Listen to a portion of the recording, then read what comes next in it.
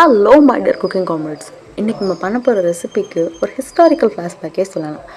கேஷுவலாக ஒரு chef 4 ingredients mix பண்ணி பண்ண ஒரு ஸ்வீட் இப்போ ஒன் ஆஃப் த டஃபஸ்ட் ஸ்வீட்டாக இருக்குது.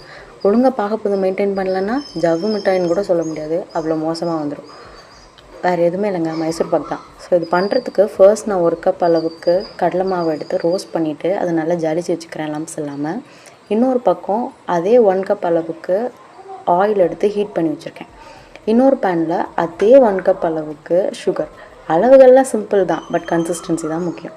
இந்த சுகர் சிரப் கரெக்டாக 1 ஸ்ட்ரிங் கன்சிஸ்டன்சியில் இருக்கணும். கூடவோ குறையவோ ஆனிச்சுன்னா மைசூர் பாக்கு டெக்ஸ்சர் இருக்காது.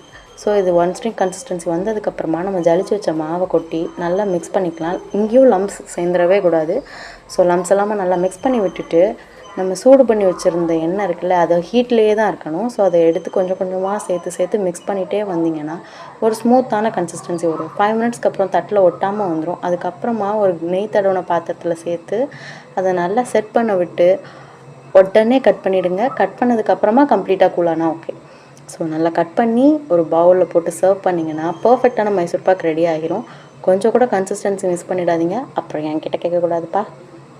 இந்த வீடியோ பிடிச்சிருந்துச்சுன்னா லைக் பண்ணுங்கள், கமெண்ட் பண்ணுங்கள், ஷேர் பண்ணுங்கள், மறக்காமல் சப்ஸ்கிரைப் பண்ணிக்கோங்க. தேங்க்யூ.